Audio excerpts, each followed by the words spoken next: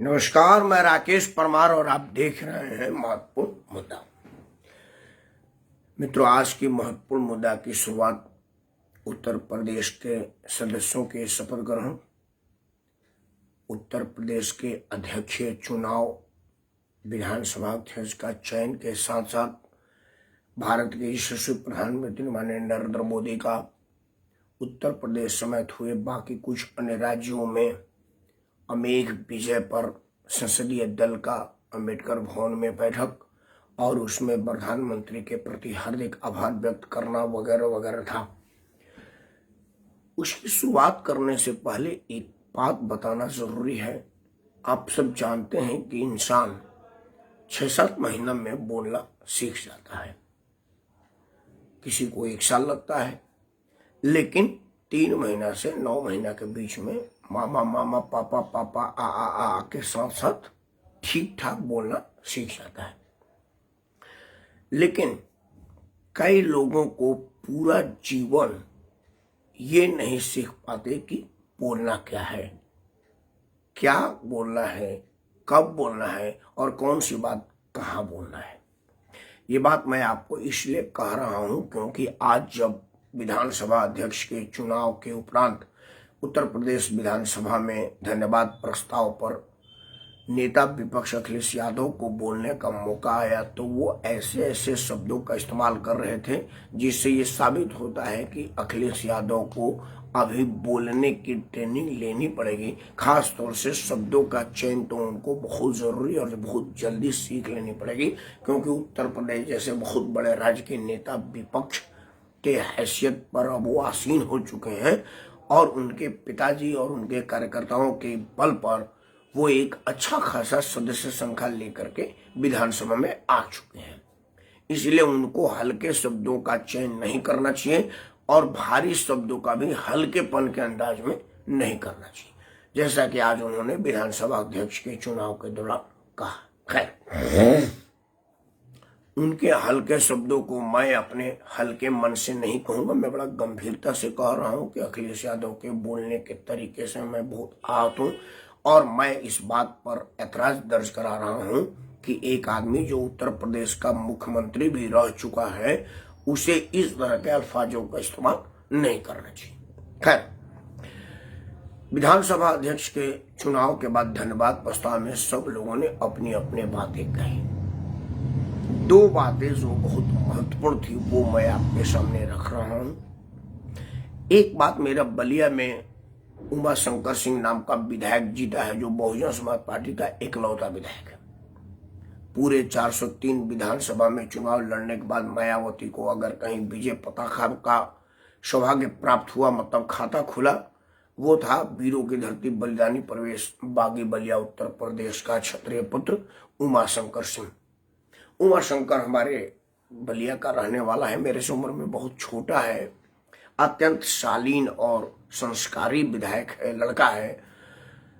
मुझे नहीं लग रहा कि वो उस जैसा होनहार संस्कारी आदमी मायावती की पार्टी में क्या कर रहा है। लेकिन मेरा विषय आज वो नहीं है कि वो कहाँ है और क्या कर रहा है। असल में उमा शंकर ने अपने धन्यवाद प्रस्ताव के दौरान जो टोंट कसा, असल में क्या किया, लोकतंत्र के मंदिर में आदमी कोई जनहित की मुद्दा तो उठाता नहीं है, वहां सब गैर जरूरी और गैर जिम्मेदार शब्दों का इस्तेमाल होता है। लोग एक दूसरे को नीचा दिखाने, फप्तियां कसने और टोंट कसने का माध्यम बना दिए हैं। उमा शंकर ने भी यही कहा।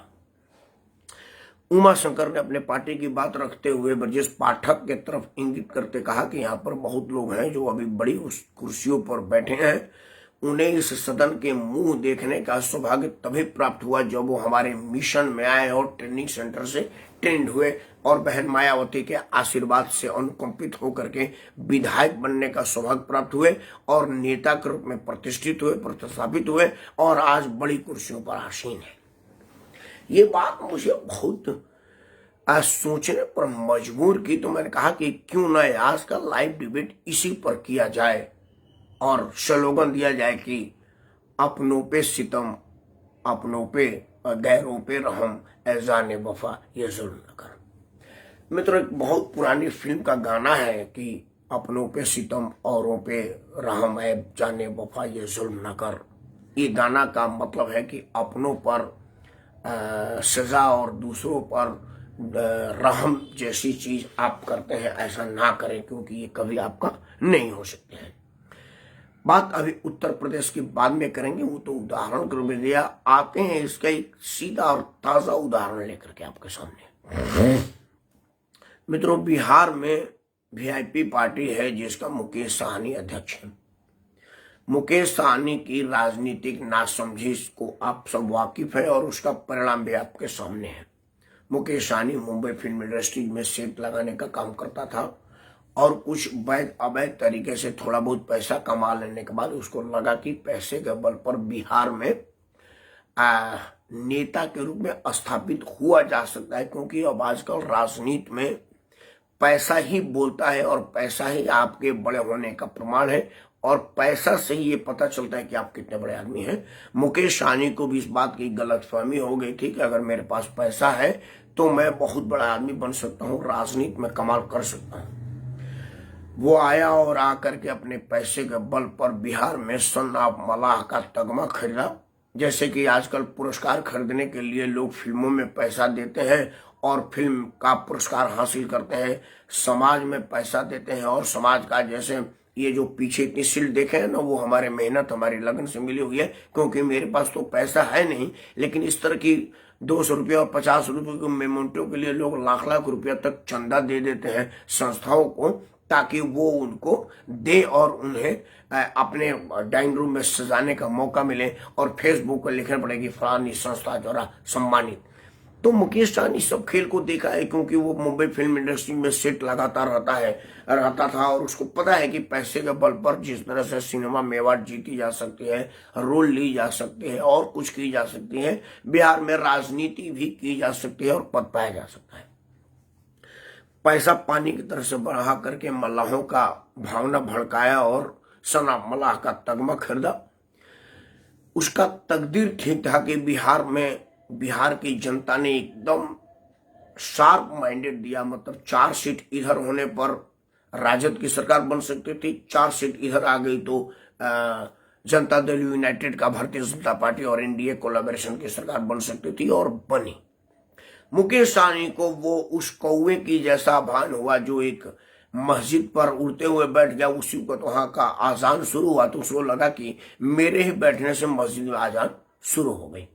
वो उस गिलहरी की तरह से उसको भान हुआ कि वो चलते चलते घंटा पर जैसे आया तैसे एक भक्त ने घंटा बजा दिया तो उसको लगा कि मैंने ही मंदिर का घंटा बजा दिया हूँ।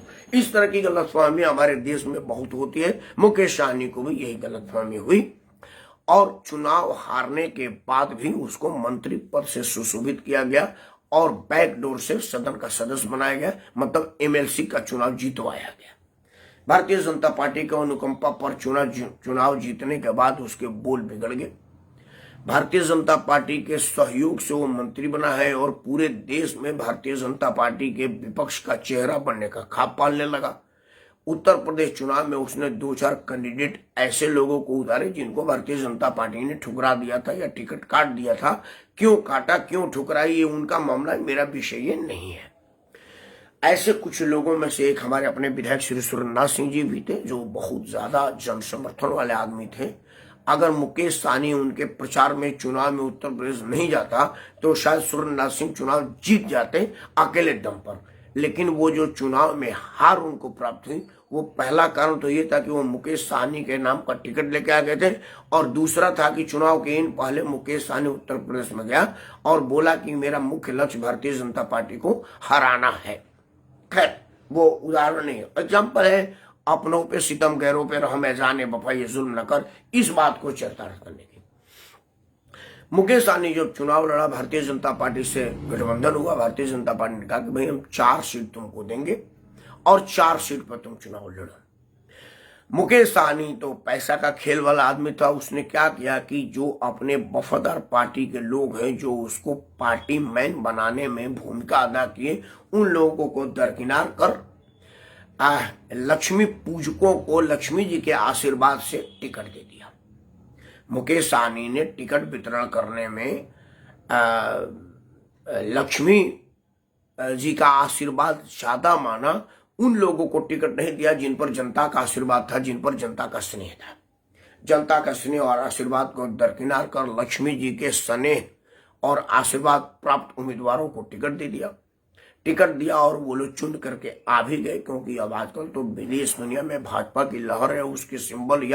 उसके सिंबल के सहयोग से जो चुनाव जीतेगा, जो लड़ेगा वो जीतेगा, जीत सुनिश्चित है। लोगों ने भी अपनी लक्ष्मी जी की कृपा बरसाई, टिकट ली और चुनाव जीत करके आ गए। जब मुकेश सहनी अपना ड्रामा करने लगा, अपने बेलगाम बोलने लगा, तो भारतीय जनता पार्टी के लोगों ने ये महसूस किया कि भाई कल आज यहाँ है, कल वहां है।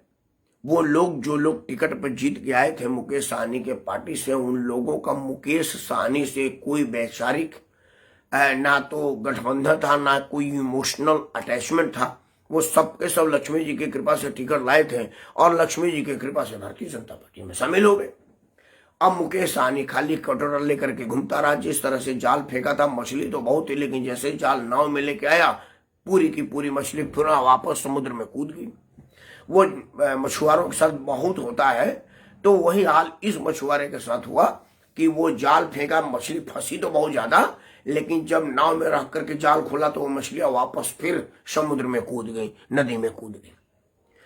अब मुकेश सहनी के पास वो खाली जाल लेकर के आया हुआ है, उसके राजनीतिक अनुभवहीनता का प्रमाण उसके साथ है। यही बात उत्तर प्रदेश में भी हो रही है, देश के हर हिस्से में। अरे मैं उत्तर प्रदेश का एग्जाम्पल देता हूं। उत्तर प्रदेश में भारतीय जनता पार्टी ने अब की बार सब छोटे छोटे दलों से गठबंधन किया, छोटे छोटे दलों के साथ समझौता करके चुनाव लड़ा और सफलता भी प्राप्त की। लेकिन छोटे दलों ने क्या किया, वो उदाहरण दोबारा आपको मुकेश सहनी के माध्यम से बता देता हूं, ब्रजेश पाठक के माध्यम से बता देता हूं। एक पार्टी है प्रगतिशील इंसाफ हमारा शोषित समाज पार्टी, मतलब जो सुभाष सहनी का है, सुभाष सहनी देखता है मेरे को, हाँ वो मलाह का पार्टी है, उसका पार्टी है और वो 5-6 सीट प्राप्त करने में सफलता हासिल कर लिया। भारतीय जनता पार्टी गठबंधन में उसको कुछ सीटें मिल गई। जब डॉक्टर सुभाष ने टिकट की बंटवारा किया तो उसने एक बात का विशेष ध्यान रखा कि उस टिकट में किसी भी ऐसे लोगों को टिकट नहीं दिया जो उसके पार्टी के पुराने कार्यकर्ता थे, पार्टी के वफादार थे, या अपने उस जाति के थे जिस जाति की वर्चस्व स्थापित करने के नाम पर वो राजनीति किया और उसके वोट बैंक को दिखा करके भाजपा से समझौता करने में सफलता हासिल किया।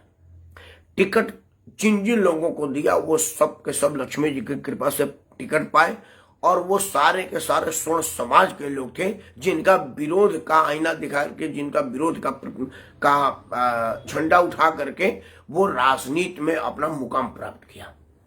मतलब आप जातीय और आधारित राजनीति का चेहरा मोहरा बनेंगे, उसका आइकन बन के अपने आप को स्थापित करेंगे, और जब चुनाव में टिकट वितरण का कार्यक्रम आएगा तो आप टिकट उसको देंगे जो आपके पार्टी का नहीं हो, वो बाहर से आयातित हो और लक्ष्मी जी की मेहरबानी से टिकट पाया हो। जिसमें एक चीज सीधा जाता उदाहरण मेरे बलिया के बांसडी से चुनी हुई विधायिका केतकी सिंह है। केतकी सिंह मेरे बलिया के हैं, वो भारतीय जनता पार्टी की सक्रिय सदस्य थी। पिछले बार के चुनाव में भाजपा ने उनका टिकट इन मौके पर काट दिया।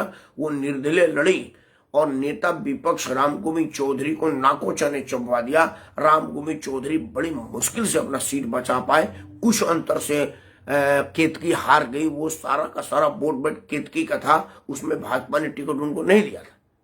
अब की बार भारतीय जनता पार्टी ने वापस टिकट देने पर विचार की, लेकिन सीट समझौते में चली गई, तो केतकी ने वो टिकट लक्ष्मी जी की कृपा से प्राप्त किया। मतलब केतकी उस डॉक्टर सुभाष की पार्टी की नहीं थी, वो भारतीय जनता पार्टी की बागी उम्मीदवार थी। भाजपा ने टिकट ना दिया तो इंडिपेंडेंट लड़ी और अपना ठीक ठाक मुकाम हासिल की। उसके बाद जब आपकी बार मौका आया तो उसको डॉक्टर सुभाष ने टिकट दे दिया। मतलब अपना टिकट उन्होंने इनको अर्पित कर दिया, अपने उन समुदाय, उन जात के लोगों को नहीं दिया जिनके जात के नाम पर राजनीति करते आए हैं।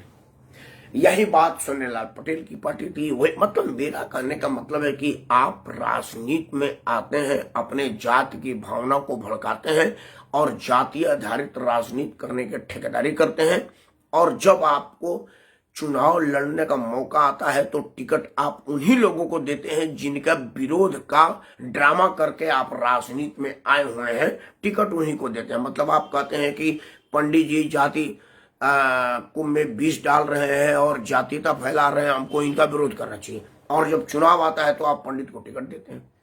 क्षत्रिय लोग हमारा नुकसान किए हैं, हमारे को दबाए हैं, हमको अपने घरों में काम करवाए हैं, हमसे नौकरी चाकरी करवाए हैं, हमसे बेकारी बेरोजगारी और मजदूरी करवाए हैं। इनके नाम पर आप लंबी लंबी भाषण दे करके चुनाव लड़ते हैं और जब टिकट का मौका आता है तो आप इसी राजपूत समाज को टिकट देते हैं। ये जो दोहरी चीज है वो कहती है कि अपनों पे सिदम दैलों पे रहम, ऐजाने वफा ये जुल्म न कर।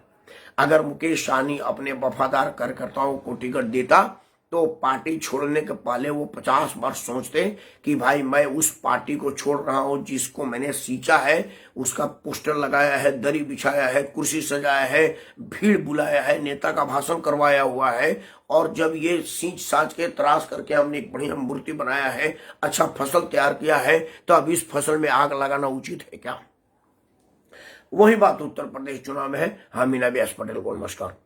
वही बात उत्तर प्रदेश चुनाव में आ रहा है कि जो जातीय आधारित राजनीतिक दल के लोग जात में विद्वेष फैला करके चुनाव लड़ते हैं, वो जब चुनाव लड़ लेते हैं और चुनाव के लिए टिकट वितरण होता है या मंत्री पद बनाना होता है तो उन्हीं लोगों को टिकट देते हैं। या तो वो बाहर के अतीत होते हैं या लक्ष्मी जी के कृपा पात्र होते हैं।